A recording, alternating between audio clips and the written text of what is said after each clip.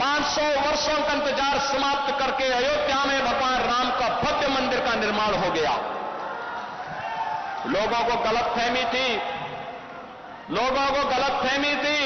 कि ये कैसे होगा। तब भी हर सनातन धर्मावलंबी एक ही बात कहता था, रामलला हम आएंगे, मंदिर वहीं बनाएंगे। बन गया ना मंदिर, रामलला विराजमान हो गए।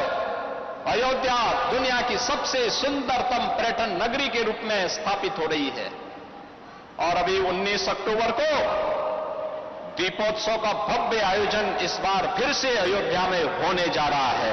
उसकी तैयारी के लिए आप भी घर घर में दीपक जलाइए।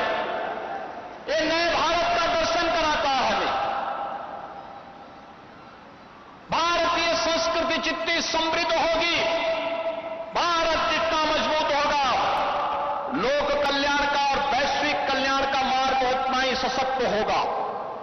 आज प्रधानमंत्री मोदी जी के नेतृत्व में ये नया भारत दुनिया को यही संदेश दे रहा है। लेकिन कुछ लोग हैं जिनको शांति अच्छी नहीं लगती, कल्याण अच्छा नहीं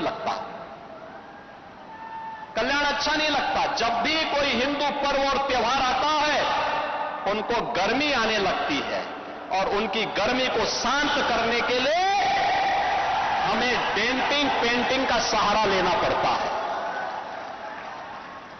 बहनों और भाइयों, आपने देखा होगा, महापुरुष किसी भी परंपरा में हो, उनका सम्मान होना चाहिए। आस्था अंतःकरण का विषय है, प्रदर्शन का विषय नहीं हो सकता। जिसकी जो आस्था है, अपनी आस्था के अनुसार अपने कार्यक्रमों को संपन्न करे, किसी को आपत्ति नहीं होगी।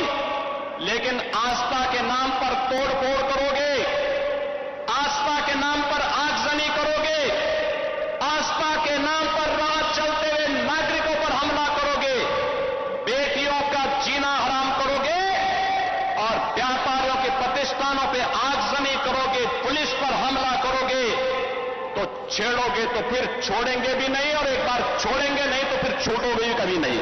है कि हम बुत परस्ती का विरोध करते हैं, ये उनका विषय है, उनका दर्शन है, उनकी फिलॉसफी है।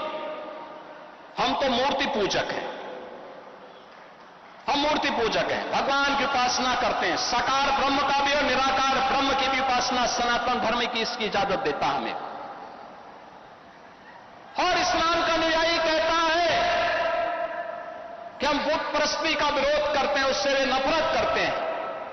और दूसरी तरफ आई लव मोहम्मद कह करके अव्यवस्था और आगजनी तोड़फोड़ का सहारा ले रहे हैं। उन्हें मालूम है ये शारदीय नवरात्रि है, विजयादशमी का पर्व है, और शारदीय नवरात्रि को अगर अव्यवस्था पैदा करोगे, चंड मुंड बनकर के कार्य करोगे, तो मां भगवती कभी बर्दाश्त नहीं करने वाली है।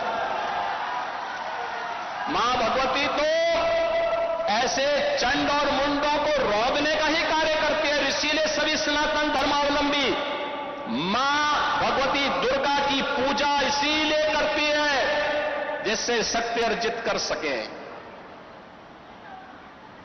आपका उपासना आपका विषय, अंतःकरण का विषय होना चाहिए, चौराहे पर प्रदर्शन करने का विषय नहीं होना चाहिए। और इसीलिए हम लोगों ने कहा कि धर्मस्थलों पर माइक बंद होने चाहिए, अपने परमिशंस में आप बजाइए, दूसरों का जीना हराम बंद करिए।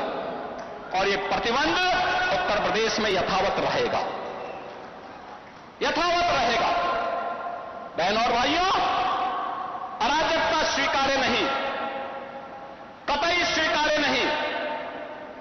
हम सम्मान सबको देंगे, सुरक्षा सबको देंगे, लेकिन अगर किसी ने सुरक्षा के साथ खिलवाड़ करने का दुस्साहस किया, निर्दोष नागरिकों पर हमला किया, बेटी की सुरक्षा और व्यापारी के प्रतिष्ठानों में आगजनी करने का दुस्साहस किया, तो उसको ही नहीं, उसकी कई पीढ़ियों के सामने ऐसी कार्रवाई करेंगे कि उनके लिए एक नजीर बन जाएगा। और उमंग का समय होता है, हर हिंदू परिवार जुड़ता है, साल भर की अपनी पूंजी को इस उत्साह के साथ समाज के साथ मिल बांध करके अपनी खुशी को मनाता है।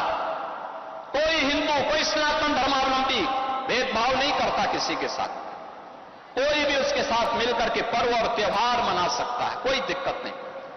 लेकिन पर्व और त्योहारों में व्यवधान, पर्व और त्योहारों के समय माहौल खराब करना, ये स्वीकार्य नहीं। और मैं फिर कहूंगा कि अगर किसी ने सड़कों पर प्रदर्शन करके उपद्रव करने का दुस्साहस किया, और मैं ये भी कहूंगा उनको, उन चेतावनी दे रहा हूं उन लोगों को जो कायरों की तरह, बुज़दिलों की तरह बच्चों और महिलाओं को आगे करने का काम कर रहे हैं, याद रखना इसकी भारी कीमत चुकानी पड़ेगी उनको, अगर उन्होंने किसी भी पर्व और त्योहार में व्यवधान डालने का काम किया तो।